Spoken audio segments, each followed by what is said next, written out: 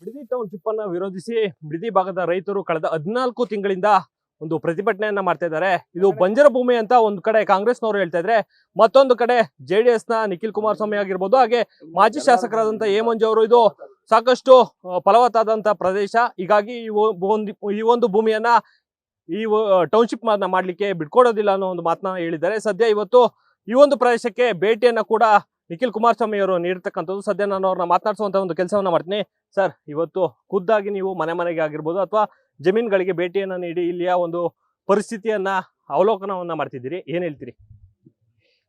ಇಲ್ಲಿ ನಾನಾಗ್ಲಿ ಮಂಜಣ್ಣವರಾಗ್ಲಿ ಇದ್ರ ಬಗ್ಗೆ ಅವಲೋಕನ ಮಾಡ್ಬೇಕಾಗಿರ್ತಕ್ಕಂಥ ಅಗತ್ಯತೆ ಏನಿಲ್ಲ. ಕಾರಣ ನಾವೆಲ್ಲ ಇಲ್ಲೇ ಹುಟ್ಟು ಬೆಳೆದಿರ್ತಕ್ಕಂಥವ್ರು.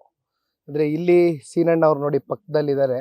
ಇವತ್ತು ಈ ಭೂಮಿಯ ಯಜಮಾನ್ರು, ಅವ್ರದ್ದೇ ಇಲ್ಲಿ ಜಮೀನು ಕರ್ಕೊಂಬಂದು ಅದಕ್ಕೆ ನೀವೆಲ್ಲ ನೋಡ್ಲಿ ಯಾವ ರೀತಿ ಒಂದು ಹಸಿರು ಪ್ರದೇಶ ಇದೆ. ನೀರಾವರಿಗೆ ಎಲ್ಲೂ ಕೂಡ ಕೆಂಚಿತ್ತು ಒಂದು ಇಂಚು ಕೂಡ ಸಮಸ್ಯೆ ಇಲ್ಲದೆ ಇರ್ತಕ್ಕಂಥ ಪ್ರದೇಶ.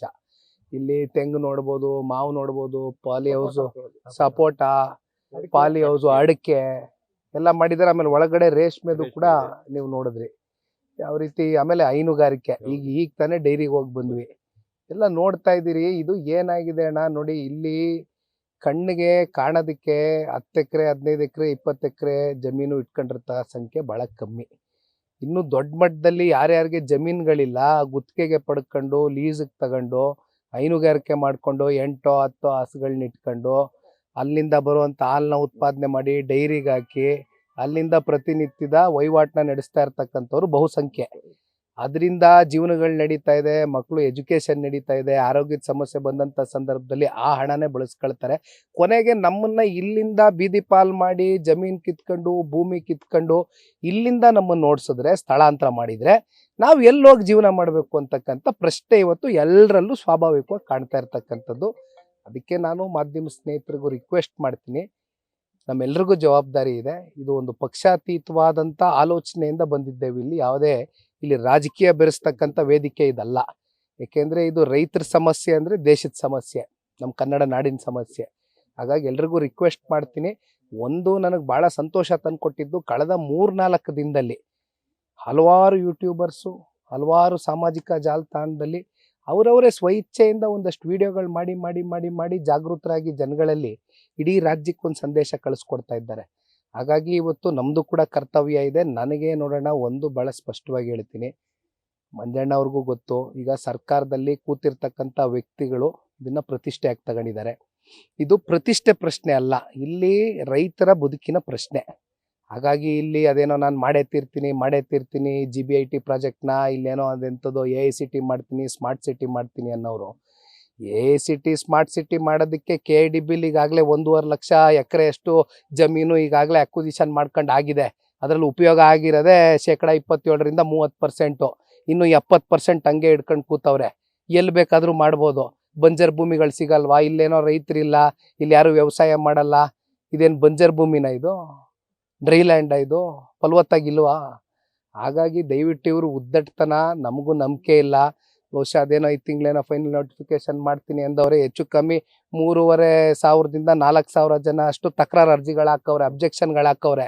ನೋಡವ್ರ ಸರ್ಕಾರದವ್ರು ಕಂಡುಬಿಟ್ಟು we will go for legal battle. ಹಂಗೇನಾರಾದರೆ ರೈತರ ಪರವಾಗಿ, ರೈತರೆಲ್ಲ ಅಬ್ಜೆಕ್ಷನ್ಗಳು ಯಾರು ರೇಸ್ ಮಾಡಿದ್ದಾರೆ, 80% ರೈತರು ಅಕ್ವಿಸಿಷನ್ ರೆಡಿ ಇದ್ದಾರೆ, ಕನ್ಸೆಂಟ್ ಕೊಟ್ಬಿಟ್ಟಿದ್ದಾರೆ ಅಂತಾರೆ. ಅದರಲ್ಲಿ ಇರ್ತಕ್ಕಂಥ ರೈತರು, ನಾನು ಇಲ್ಲದೆ ಇದ್ದಾಗಲೇ ನೀವು ಬಂದು ಬೇಕಾದ್ರೆ ಒಂದು ರಿಯಾಲಿಟಿ ಚೆಕ್ ಮಾಡಿ. ನಾವು ಇದ್ದಾಗ ಚರ್ಚೆ ಮಾಡೋದು ಬೇಡ. ಇಲ್ಲದೆ ಇದ್ದಾಗ ನೀವು ಬನ್ನಿ, ಸಮಯ ತಗೊಳ್ಳಿ, ಕೇಳಿ ರೈತರಿಗೆ ಎಷ್ಟು ಜನ ಇಲ್ಲಿ ಬಂದಿದ್ರು. SLAO ಆಫೀಸರ್ಗಳು ಏನಣ್ಣ ಬಂದವ್ರೇನಣ್ಣ ಇಲ್ಲಿ ಕೇಳ್ಬೇಕು, ರೈತರು ಹೇಳ್ಬೇಕು ಎಷ್ಟು ಜನ ಬಂದು ಅಕ್ವಿಸಿಷನ್ ಕನ್ಸೆಂಟ್ ಬಂದವ್ರೆ, ದಯವಿಟ್ಟು ಉತ್ತರ ಕೇಳ್ಬೇಕು. ಇಲ್ಲಿ ಬಿಡದಿ ಭಾಗದಲ್ಲಿ ಯಾರು ಕೂಡ ರೈತರಿಲ್ಲ, ಬರೀ 10-20 ಜನ ಮಾತ್ರ ಇಲ್ಲಿ ಒಂದು ರೈತರಾಗಿರ್ತಕ್ಕಂಥದ್ದು.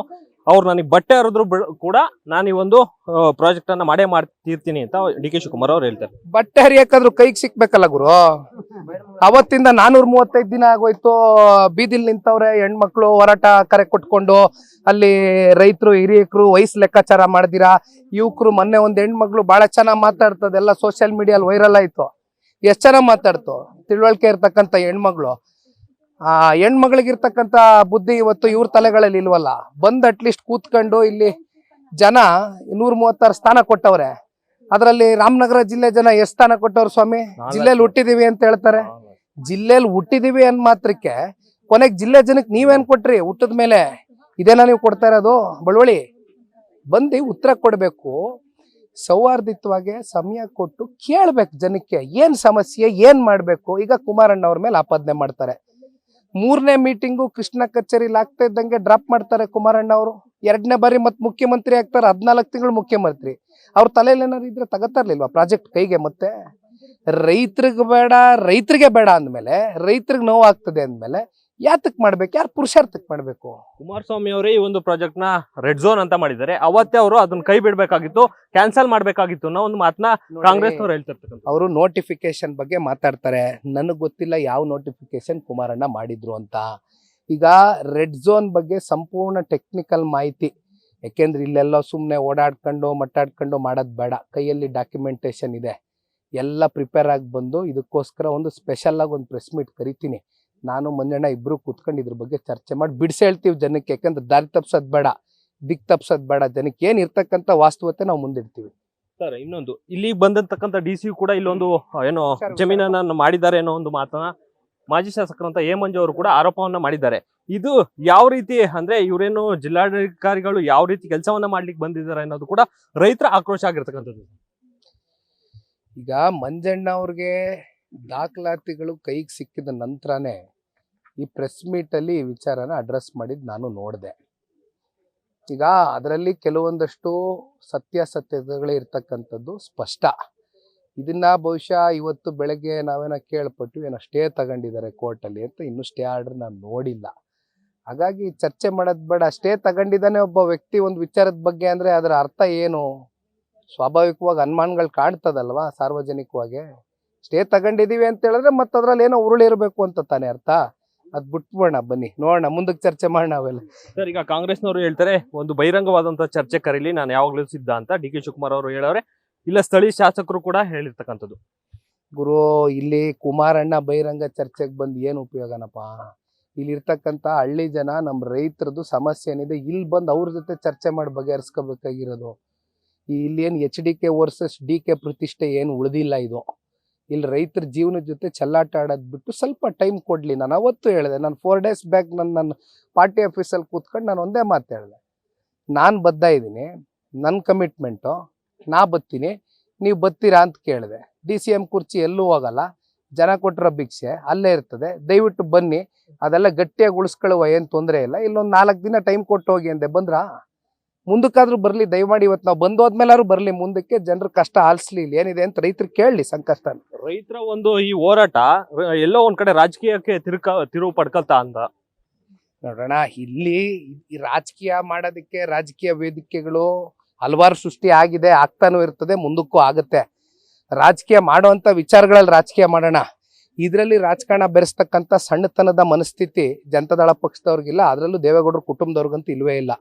ಹಾಗಾಗಿ ನಾವು ಇಲ್ಲಿ ಬಂದಿರೋದು, ನಾನು ಪ್ರಾರಂಭಿಕವಾಗಿ ಹೇಳಿದ್ದೀನಿ, ಮತ್ತೆ ಹೇಳ್ತಾ ಇದ್ದೇನೆ, ಇಲ್ಲಿರ್ತಕ್ಕಂಥ ರಿಯಾಲಿಟಿ, ವಾಸ್ತವದ ವರದಿಯನ್ನ ನಾಡಿನ ಜನತೆಗೆ ಬಿತ್ತರಿಸ್ತಕ್ಕಂಥ ಪ್ರಾಮಾಣಿಕ ಪ್ರಯತ್ನ ತಾವುಗಳು ತಮ್ಮ ಸಹಕಾರದಿಂದ ನಿಖಿಲ್ ಕುಮಾರಸ್ವಾಮಿ ಮಾಡಕ್ ಹೊರಟಿದ್ದಾನೆ ಬಿಟ್ರೆ ಬೇರೆ ಇನ್ಯಾವ ಉದ್ದೇಶ ದುರುದ್ದೇಶ ಇಟ್ಕೊಂಡು ನಾನಿಲ್ಲಿ ಬಂದಿಲ್ಲ. ಇದಿಷ್ಟು JDS ನ ಯುವ ಘಟಕದ ರಾಜ್ಯಾಧ್ಯಕ್ಷರಾದಂತಹ ನಿಖಿಲ್ ಕುಮಾರಸ್ವಾಮಿ ಅವರ ಮಾತಾಗಿರ್ತಕ್ಕಂಥದ್ದು. ಕ್ಯಾಮರಾಮನ್ ನರ್ಚಿತ್ ಜೊತೆ Mohan, news first, Bidadi. News first, ನಿರ್ಭೀತಿಯಿಂದ ನಿಮ್ಮ ಪರವಾಗಿ.